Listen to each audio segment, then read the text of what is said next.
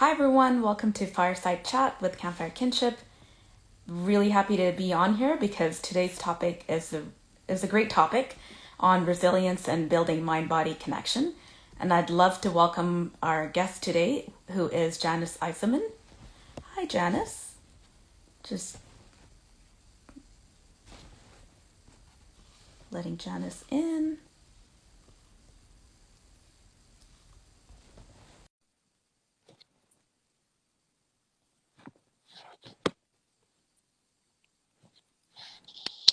Hello. Hi, How are you? good. How are you? I'm good. The Instagram live dialing in worked all right. Yes, this is actually only the second time I've ever done this, so thank you. It's totally okay. And they've changed their interface too, so it's a bit confusing sometimes, but I'm used to it. I'm used to the first few moments of awkwardness trying to get get Amazing. things going. How are you doing? I'm good. How about you? I'm good. I'm good. I'm super excited to chat with you today. Thank We you. met over the phone once, Yes. and I think just in our first conversation, we really kind of got into this topic of resilience, and you just have so much to share, Janice, through the work that you do in my body couture. Yeah, Did I say that correctly? you did. Yeah. Okay, awesome. I was wondering if you could share a little bit more about the title. What does the word couture mean? Couture means custom. I actually have a private studio that's bricks and mortar based in Calgary, where I work one-to-one with people. And I loved that word because it came from the fashion industry, which actually was my former industry. But couture is a kind of fashion where the dressmaker crafts the dress just for the person. And that is truly what I do in my work. So I'm really taking that fully customized approach to every client. And I just love that word because of that. Oh, that is so awesome. Fully customized. I love that. Yes. So can you share a little bit about what you do? I know that Yes. you're also a mom and you Yeah. also have a business. And I looked on your website and I saw that you have so many certifications. So I'm super interested just to learn a little bit more.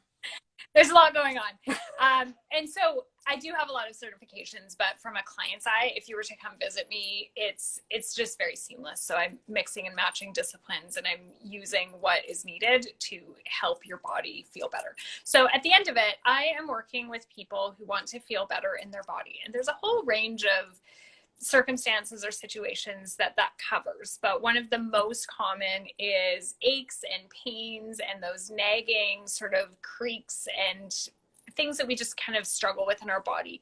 And most commonly my clients have gone to a chiropractor or an acupuncturist, massage therapist, another practitioner, or multiple. And those are great disciplines. I use several of them myself. I refer clients back and forth.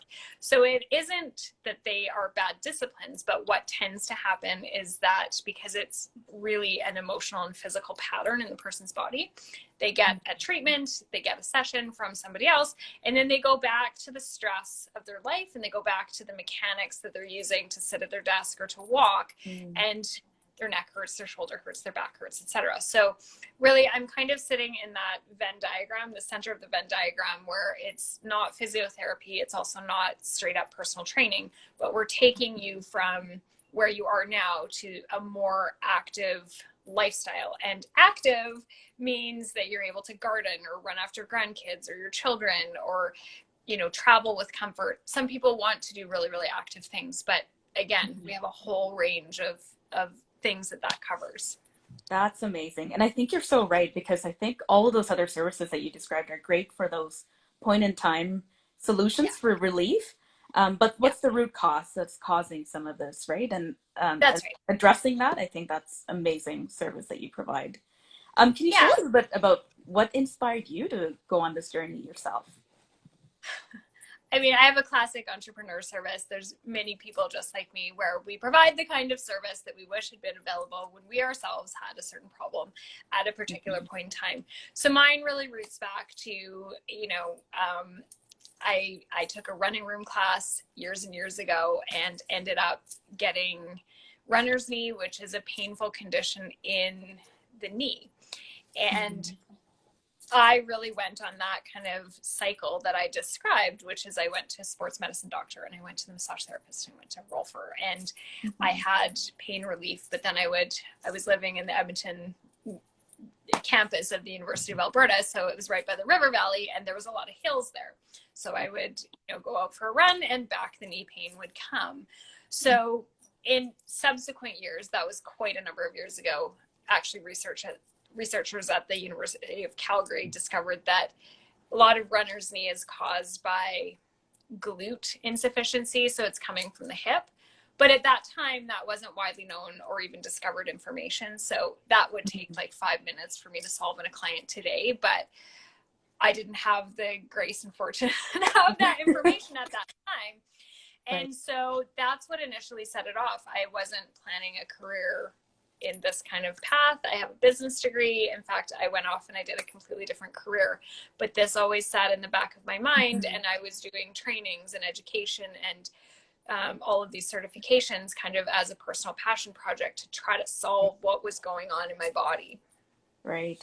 But I think what you speak to is just that idea of turning pain into purpose, right? And by channeling your passions and channeling your entrepreneurial spirit to get here. That's not easy to do. So kudos to you for being able to channel it that way. Thank you. I'd love to, kind of, when we spoke, what really struck me, Janice, was this idea of the inner work that we need to do when it comes to pain. And our topic is mind-body connection and building resilience. And can you maybe share a little bit more about what that inner work looks like? Absolutely. So I opened a one-to-one studio very purposefully. I had done this work with clients part-time for 6 years in my apartment. And I really wanted a space where people could literally be one-on-one with me as the practitioner. Now, this isn't a generally great business model because there's no possibility for expansion. There's no possibility for growth, but it is the optimal model really for healing and wellness, because we've probably often all had that experience of, I'm going to use the gym. We book a personal trainer, but we're in that facility typically with everybody else who's in the facility. So a lot of private services actually are not private. So I am in the Devonish building, which actually used to be an apartment building, and it is like a little micro space. And it's literally me and the client alone in the whole space. And I've noticed even just from I do hourly appointments, if in the last 5 minutes another client walks in, the whole energy of the space just shifts because suddenly the client I'm with has that conscious awareness that the door has opened and someone else might be in. So what that really facilitated was something that I both expected and didn't expect on the level that it happened, was that privacy creates the environment for people to start letting their emotions out of their body and letting the difficult circumstances of their life out. So we are doing a lot of really deep kind of body work together. And I think that facilitates that as well. But we also are spending time together for an hour. So over the years, and this isn't something that happens on the first session, so I will often talk about this, but it's not like someone walks in the door and starts handing me their life story. But over the years, people have confided in me that they want out of their marriage. People have shared with me that their spouse is having an affair or vice versa. People have shared deep financial stress. People have shared businesses that they are closing or would like to sell or somehow get rid of because they are done with them. People have shared to me deep unhappiness with their job. And a lot of these really link back to what's happening in our body. So what I would generally say is that most of us are kind of walking around with the happy outside face. We go to work and say, oh, how are you? I'm great. How are you? But there can, for many people, in fact, I would think it is difficult to find somebody who doesn't have at least one category where we feel a little bit out of alignment. And so we take that whole circle that is our life. We take our home environment and our relationship and our education and our career and our spirituality and our creativity. And that is all sitting in your body. So if we have these big stress points, and I just named some of the biggest stress points that could possibly exist, that ends up compressing our body. So we can go to the massage therapist and we can get those muscles worked out, but until we kind of get those emotional experiences out of our body, we're going to keep coming back into that state of compression and strain and pain. Wow, that's so important to call out, Janice. I think, a lot of times I'm guilty of this too, is I ignore that connection between what I'm going through emotionally and how pains and aches just show up in my body. And I don't know if it is just intentional, but it often happens where I don't see that link. And so I think this is so important, and it speaks to that inner work that needs to happen. And Yeah, it's I amazing think that there's a you've created. big piece of awareness, and a lot of us are afraid that if we bring that forward and up and out, that we're going to collapse and crumble. And or we think that we have to go to a therapist to address this. And there is absolutely a place for therapy, but there's also a place for community. So I'm not a therapist, but we also have the common story of going to the hairdresser and just sharing what's on our mind. And it's a really important thing to have somebody in our life that we can share these difficult things with, because I have been guilty of it as well, but we have to be aware of it and we have to have the courage to speak of it. And then we have to also figure out what resources we need to be able to tackle and manage this. So it might be me, it might be a therapist, it might be your hairdresser, it might be a friend, it might be, career counselor. There's a lot of different aspects of life that we could use some more support around. But the first step for a lot of people is kind of just getting that awareness of this is actually what sits on my mind, and it's what's bringing this heaviness to my body. Exactly, right? And I think, yeah, it's so important, because I walk around too sometimes ignoring that and then putting on this face of, yeah, everything's okay. Yeah, I've definitely done it as well. Well, our society conditions us to be that way too, right? Yeah. And I think especially now with the pandemic, a lot of people just aren't equipped with those tools to Right. recognize even that. I mean, we know we're all going through this global stress, but how do you recognize that it's time to now pause and do that inner work in order to not have illness manifest, right? I completely agree. I do feel like there are a lot of people without the skill set to be able to deal with it, and that's a really difficult place to be. But it's hard to know what to do with some of these things in our life, and I think that you're right. We haven't been given societal conditioning to just walk up to a stranger and say, "Hey, this is what's on my mind." I was talking to somebody yesterday on Zoom who had visited Puerto Rico, and she said that there it's actually really culturally common to exchange very deep, meaningful, quite personal conversation with people that you have just met. So I think that we think that that's kind of a human condition, but I think it is very cultural as well. Absolutely. And it's interesting that you mentioned that, because I just started a story writing program where the themes of the stories are life themes. So people get to, and you sit in this group environment. It's a very supportive, safe space to share your life stories, and just the incredible outpouring of support that I've seen. I've personally just been through that whole journey of even healing for myself on some of the things that I hadn't acknowledged as really deeply painful in my life. But actually writing about it and talking about it was so incredibly healing. And I think you're right. It doesn't have to be a therapist. It could be anybody, but it's that having that trust to share and feel supported. That's right. I think that we need to ensure that we're speaking to somebody who can hold the weight of what we're about to tell them, which is why it feels very safe for a lot of my clients to be that person, because I'm not judgmental. I'm not going to offer them solutions unless they ask for it. It can just be a space to speak. But amazing. That is actually the first part for most of us of learning self-compassion. Self-compassion is where we learn to speak to ourselves the way that we would speak to others. And many people actually have never had somebody really take a very heavy item in their life and speak compassionately to them. So then we get filled with guilt and shame and sort of this whole sense of heavy feeling that if we were to speak about this, if we were to name it, that terrible things would happen. And so there is a huge process that a lot of people have to do to kind of unwind all of that conditioning. And there is fear around going to a therapist or another practitioner to say, hey, I really want to sell my business. You know? Yeah, exactly. And we're even taught to compartmentalize things, right? If We are. this is work, this is home, we don't mix the two. And it doesn't work that way. We're human beings, and just intrinsically, everything affects us in one way or the other. Absolutely. Absolutely. And I have been speaking about that for a few years. We have separated the mind and the body. And I mean, research shows that the number one tool for depression and anxiety is exercise.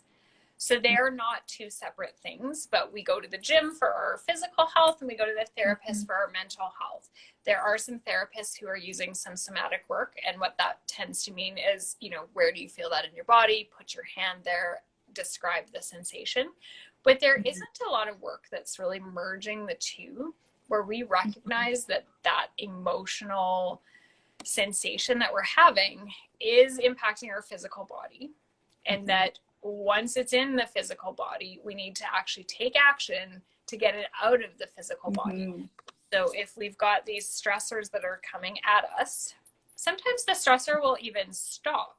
In fact, I would say often the stressor will stop. But if we haven't kind of taken tools to complete that stress cycle, that's still in our body. So the idea of going to the gym might be something that feels overwhelming, and then we just kind of continue that cycle because we're not exercising, we're not getting it out of the body. That stress cycle continues. Our brain doesn't really recognize that we are in a safe condition. But I think that there's not a lot of conversation out there where it is one thing. This is one thing. My brain is operating my body. My body is operating my brain. And they're not actually separate items. And that's, you know, you spoke about self-compassion earlier, and I think that's such a huge part of it too. And oftentimes the question I ask myself, and this is something that someone else has shared with me, so it's like, is this something you would tell your best friend? And I think that's a powerful question, because when I'm beating myself down, I try to remind myself, is this something I'd tell my best friend? Right? And I think that kind of interrupts that stress pattern. And then learning how those techniques of how to release it from your body is just so important. And I think that the work that you're doing to merge mind body is that's amazing. My son has just approached from the side and he's desperately trying to pull the cord out. No, you can't have that right now. Sorry. Take the computer. Tell him I say hi. Yeah, say hi. My son's trying to join online and watch the show. He's 9. Yeah, our kids are the same. You know, like, no, not right now. Yeah. Let's just leave that plugged in. No worries at all. Janice, I'm having so much fun with this conversation. You know, is there anything that you can share with us in terms of what can people do as sort of that first step now to, in this pandemic, we're under lockdown again, we're not able to go to studios and do the things that we were used to. What can we do even in our own homes as a starting point to release the stress? Yeah. So obviously I'm going to tell you, come use some of my services.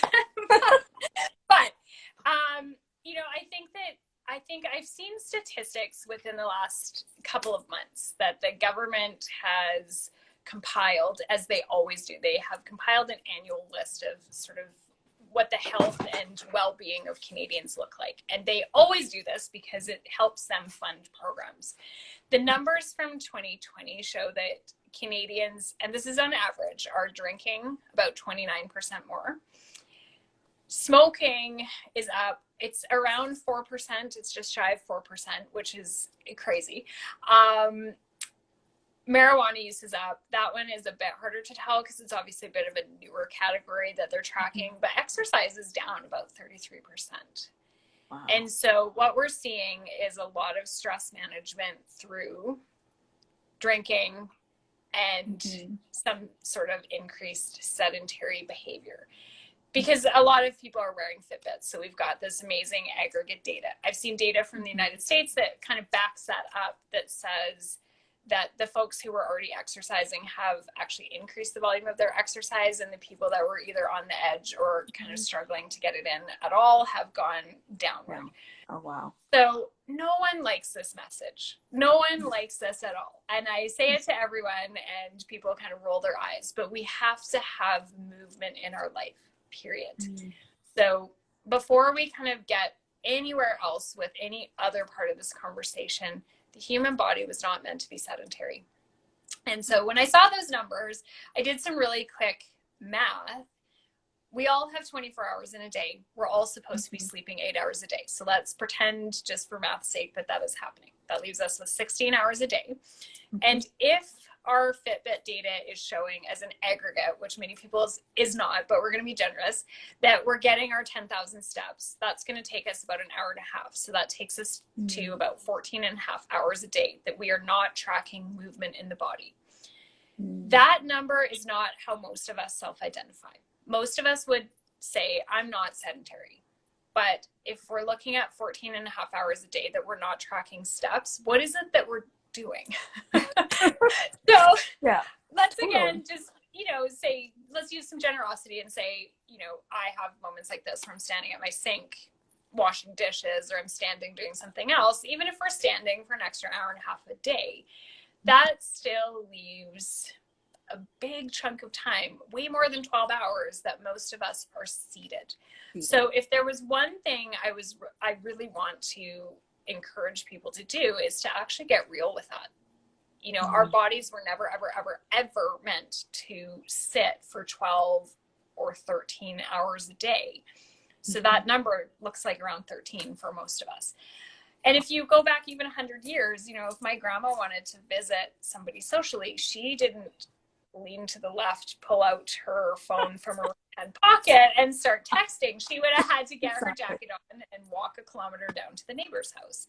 Yeah. So there have been a lot of modern conveniences and modern workplace tools and tricks and helpful things that have helped us become more productive, but have also led to this dramatically sedentary lifestyle.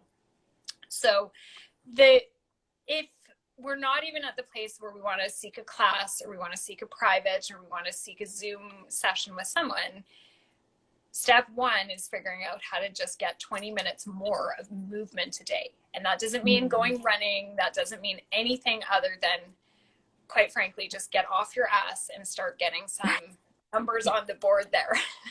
Totally.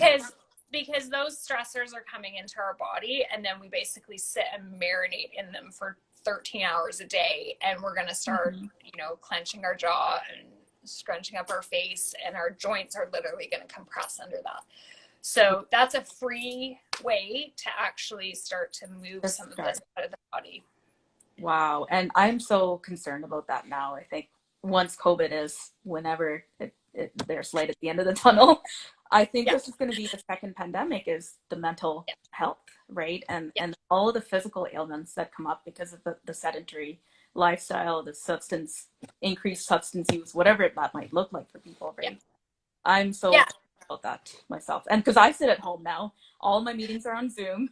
I actually do miss the office of like having to walk down the hallway to go talk to someone, or it's true. There's actually a lot of those. I mean, we kind of have the double whammy with losing the offices, because I noticed the first round of closures, I do wear a Fitbit, and honestly, I typically don't have to really track anything. I don't have to go do anything. It's just kind of happening. So pre-pandemic, full scale, when my studio is operating, I'm walking around about 1,000 steps an hour that I'm seeing clients. So I really I had it on, but I was like, whatever, I don't have to pay attention to it.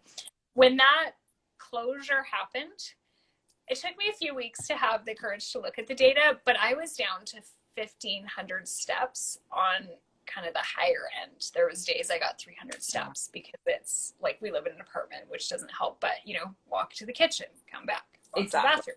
Yeah. Walk to the front door to open it and see what someone has dropped there. Come back. But, I think that we underestimate those kind of day-to-day little movements to get up and go to a coworker's desk, or to go out for lunch, or to run to the post office. Especially during the second closure, go for a walk, go tobogganing, Yeah. get a pair of skates and either learn how to skate or get out on a rink and go do it. We are able to do outdoor recreational activities, including with other people. And then I think the second thing we've lost is community. And so for a lot of my clients, I'm definitely part of their community.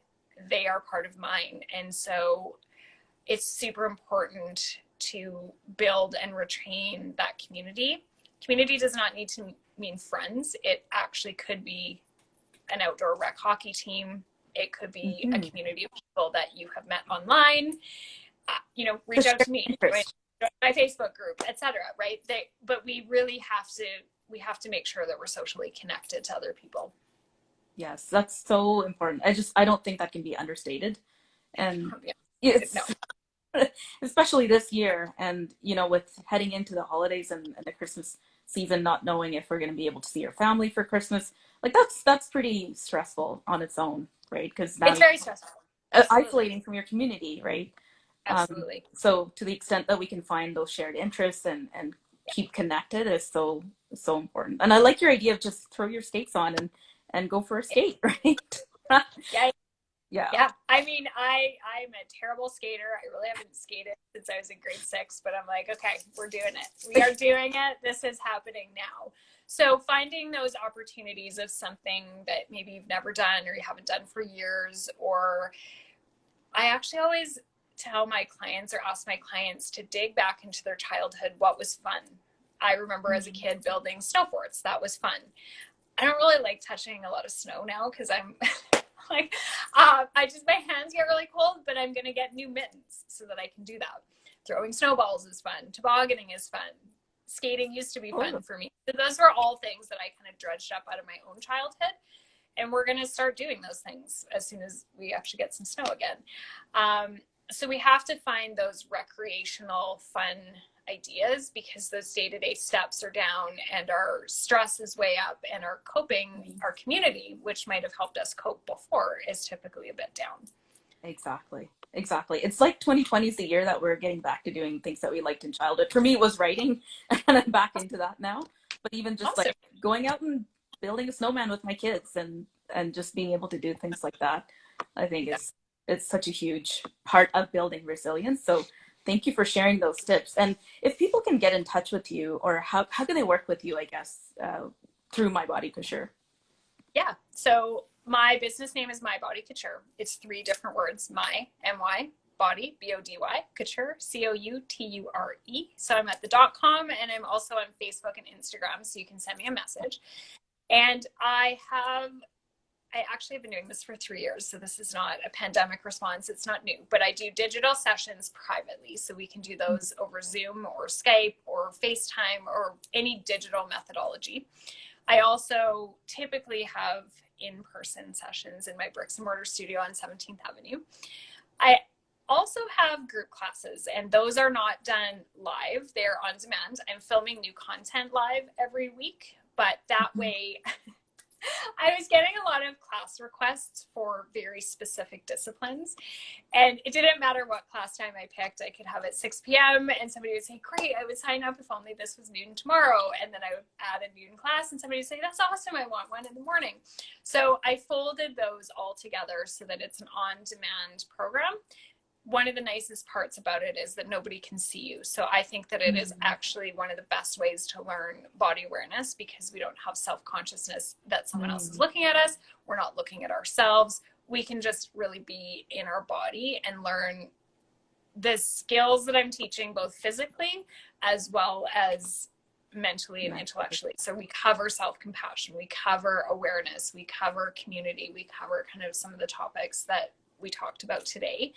And each class just has a couple of nuggets to take away so that we're kind of in that constant skill building set while we're simultaneously working on our body.